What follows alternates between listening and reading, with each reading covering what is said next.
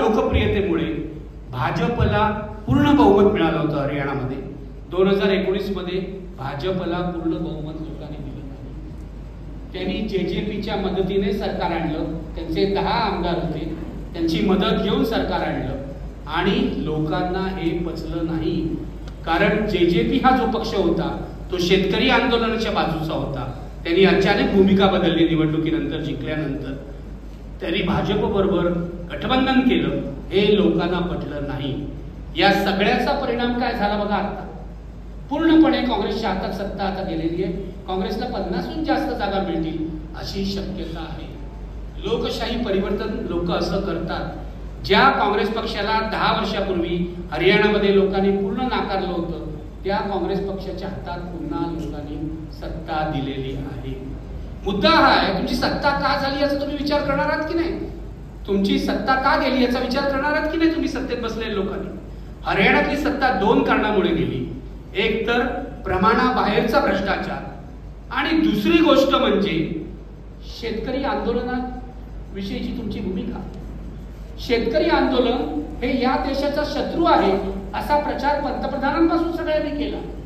ज्या पंतप्रधानाला भरभरून मतं दिली 2014च्या निवडणुकीत, त्या पंतप्रधानाला या वर्षी लोकांनी पूर्णपणे नाकारलेला आहे। लक्षात घ्या, हरियाणा हा जातीयवादी प्रदेश आहे। मी बरोबर शब्द वापरतोय, जातीयवादी प्रदेश। एका बाजूला जाट जे आहेत ते प्रबळ आहेत, दुसऱ्या बाजूला दलितांची संख्या सुद्धा 25% जास्त आहे। लक्षात घ्या, या वेळेला हे सरकार बदलण्यासाठी जाट समाजाने जसं मतदान केलेलं आहे भरभरून, तसंच हरियाणातल्या सर्व दलित जातींनी ही भाजप विरोधी मतदान केले। लक्षात घ्या, म्हणजे प्रदेशामध्ये बहुसंख्य असलेला जाट आणि दलित जाती यांच्यामध्ये एरवी कधी जमणार नाही, लक्षात घ्या। परंतु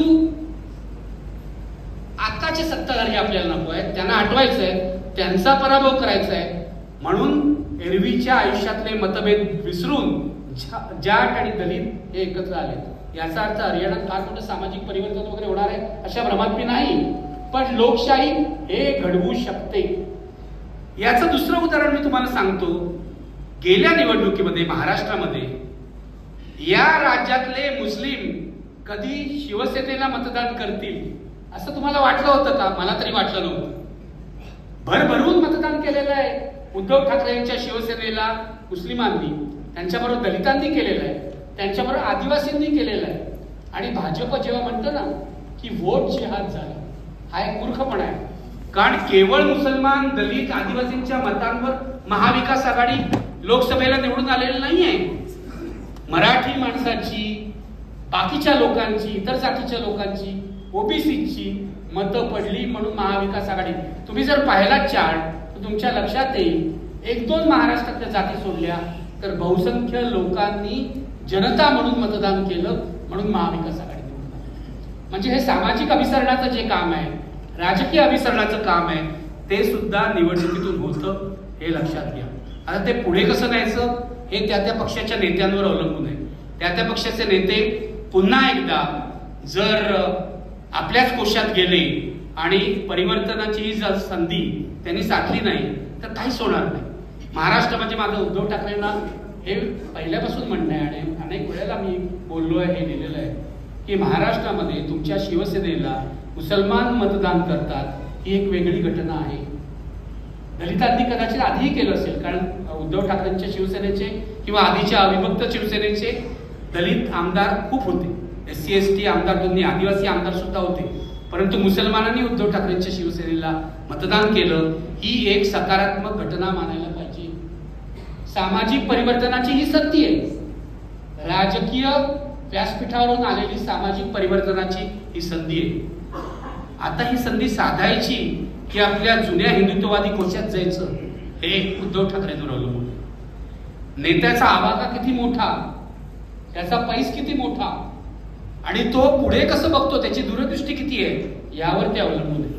आपल्या बाजूला जर दलित आहेत, आदिवासी आहेत, मुस्लिम समाज आहेत, तर त्यांच्यासाठी आम्ही काय करणार आहोत, हा खरा प्रश्न आहे आता महाविकास आघाडी। मित्र लक्षात घ्या, आपण हा कार्यक्रम किंवा माझं भाषण हे विधानसभेच्या तोंडावर ठेवतो। आणि सगळीकडे ही चर्चा आहे की महाविकास आघाडीला अनुकूल वातावरण आहे. मलाही मान्य आहे महाविकास आघाडीला अनुकूल वातावरण आहे. एवढी हातात असलेली मॅच घालवायला मोठं स्किल पाहिजे. महाविकास आघाडी जिंकावी असं लोकांना का वाटतंय मी तुम्हाला सांगतो. काँग्रेसबद्दल, शरद पवारांच्या राष्ट्रवादी काँग्रेसबद्दल किंवा उद्धव ठाकरेंच्या शिवसेनेबद्दल लोकांचं प्रेम उफाळून आलंय अशातला प्रकार नाही. पण आता जे सत्तेत आहे ते गेले पाहिजे, कारण त्यांनी लोकशाहीशी, महाराष्ट्राशी द्रोह केलाय. हे नकारात्मक मतदान आहे, लक्षात घ्या. हे महाविकास आघाडीच्या नेत्यांनी सुद्धा लक्षात घेतलं पाहिजे. आता मला लोक म्हणतात तुम्ही महाविकास आघाडीबद्दल आता सध्या तरी बोलू नका, आता आपल्याला महाविकास आघाडीला निवडून आणायचंय. मला नाही निवडून आणायचंय. महाविकास आघाडी तर जनतेच्या सुरात सूर मिसळून काम करेल, इथली लोकशाही जिवंत करेल, इथल्या भ्रष्टाचाराला आळा घालेल, तरच त्यांना मत द्यायला पाहिजे असं माझं मत आहे. आणि मी जी लोकसभेला सांगतो ते पुन्हा आज सांगतो की महाविकास आघाडीचं सरकार ज्या क्षणी इथे महाराष्ट्रात येईल त्यांचे पहिले 6 महिने सोडून द्या, ज्यांना हनीमून पिरियड म्हणतात, मधुचंद्राचे महिने म्हणतात, हे 6 महिने सोडले तर पत्रकारिता हा परमनंट विरोधी पक्ष आहे, लक्षात ठेवा. तुम्ही जर लोकांच्या बाजूने काम करणार नसाल, तुम्ही, मला काही या लोकांबद्दल फार मोठ्या आशा नाही. मला खरं तर सध्याचे 1-2 राजकारणी सोडले तर फार मोठ्या आशा कुणाबद्दलच नाही. मी तुम्हाला सांगतो, कारण वर्षानुवर्षे आम्ही यांना बघितलेलं आहे. जेव्हा मूलभूत प्रश्न येतात, म्हणून बाबासाहेब आंबेडकर म्हणतात घटना कुणाच्या हातात आहे हे महत्वाचं आहे. तुम्ही आता घटनेचा उपयोग करून निवडणुका जरूर जिंकाल, पण उद्या त्या घटनेचा संरक्षणाचा वेळ येईल तेव्हा तुम्ही उभे राहणार आहात की नाही हे प्रश्न आहे. जेव्हा मुसलमानांचं लिंचिंग होतं, हे घटनाद्रोही कृत्य आहे, तेव्हा आम्ही ते थांबवणार की नाही हा प्रश्न आहे. मुसलमान आहे, अल्पसंख्य आहे, माझं तर म्हणणं आहे हा पहिला लोकशाहीचा अपमान आहे. लोकशाहीमध्ये अल्पसंख्य सगळ्यात सुरक्षित असायला पाहिजे. त्याला जर सुरक्षिततेची खात्री आम्ही देऊ शकत नसू तर आम्ही लोकशाही राज्यव्यवस्था नीट राबवत नाही आहोत, हा त्याचा अर्थ होतो, हे लक्षात घ्या. मला या लोकांना विचारायचं आहे की तुम्ही ही ग्वाही देऊ शकणार आहात का? दंगली पेटवणारे दंगली पेटवण्याचं काम करतील. दंगली पेटवणाऱ्या आणि दंगलीसाठी फूस लावणाऱ्या सर्व लोकांना, सर्व लोकांवर तुम्ही कायदेशीर कारवाई करणार आहात का? मला खरं म्हणजे नाव घेऊन बोलायचं नसतं, पण परवाचीच गोष्ट तुम्हाला सांगतो. तिरुपतीच्या लाडूचं प्रकरण तुम्हाला माहिती आहे. एवढं मोठं तिरुपतीच्या लाडवाचं प्रकरण झालं. महाराष्ट्र लांब आहे, बरं आहे, इथे तिरुपतीचे भक्त खूप आहेत. मला असं वाटत होतं की महाराष्ट्रात काय होतंय की काय आता हे पेटवापेटवी सुरू केलेली आहे. पण ज्या पद्धतीने सुप्रीम कोर्टाने यांच्यावर ताशेरे मारले ते लक्षात घेता मुळातच हे सगळं तिरुपतीच्या लाडवांचं प्रकरण राजकीय होतं हे लक्षात आलं. सुप्रीम कोर्टाने आंध्र प्रदेशच्या SITवर विश्वास नाही ठेवला आणि त्यांनी इंडिपेंडेंट SIT आता नेमलेली आहे सगळ्या प्रकरणाची चौकशीसाठी. पण तुम्ही किती जणांनी हे ऐकलंय किंवा वाचलंय मला माहित नाही. एक सुधीर देवधर नावाचे भाजपचे नेते, जे मुळात संघाचे नेते, आणि जिथे जिथे भाजपची संघटना वाढवायची असते तिथे तिथे त्यांना पाठवतात. ते त्रिपुरात गेले, त्रिपुरात त्यांनी भाजपची सत्ता आणली पण राज्याची वाट लावली. जिथे कुठे जातात तिथे विषारी वातावरण तयार करायचं आणि भाजपच्या बाजूने निवडणूक अनुकूल करून द्यायची, हे काम ते करतात. तुमचं नशीब आहे की ते पुण्यातून खासदार नाही झाले.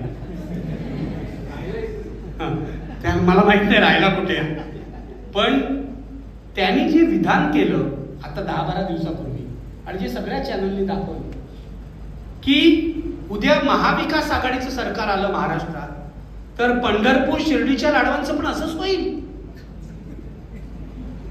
काय म्हणताय तुम्ही? हा तिरुपतीच्या प्रसादाचा प्रश्न जो आहे तो अशा प्रकारे कम्युनल व्हावा, समाजामध्ये ते निर्माण व्हावी असा प्रयत्न चंद्राबाबू नायडूंनी केला. जे एकेकाळी स्वतःला सेक्युलर म्हणत होते त्यांच्या पाठोपाठ भाजपने केला आणि हे सगळं लोड महाराष्ट्रात यावं याचा प्रयत्न या सुधीर देवधर नावाच्या भाजपच्या नेत्याने केला. ते पसरलं नाही. महाराष्ट्रातले लोक प्रगल्भ आहेत असं मी मानतो आतापर्यंत तरी, दंगल व्हायच्या आधीपर्यंत तरी. परंतु गेले 10 महिने 11 महिने महाराष्ट्रामध्ये ठिकठिकाणी दंगल घडवण्याचा पद्धतशीर प्रयत्न होतोय. हे मी जबाबदारीने बोलतो. विशाळगडावर काय बघा झालं. विशाळगडा खालच्या गावाचा काहीही संबंध नव्हता विशाळगडावरच्या अनधिकृत बांधकामांशी, पण तिथे दंगल घडवण्यात आली. त्यानंतर या राज्याचे गृहमंत्री काय बोलले ते बघा. औरंग्याच्या पिलावळीला आम्ही धडा शिकू. त्याआधी कोल्हापुरात दंगल झाली होती, तुम्हाला माहिती असेल. तेव्हाही औरंगाच्या पिलावळीचीच भाषा होती. मला एक गोष्ट सांगा, राज्याच्या गृहमंत्र्यांनी कसं बोलावं कसं वागावं याचे काही नियम आहेत की नाही? तुम्ही बजरंग दलाचे कार्यकर्ते आहात का? तुम्ही विश्व हिंदू परिषदेचे कार्यकर्ते आहात का? तर तुम्ही अशी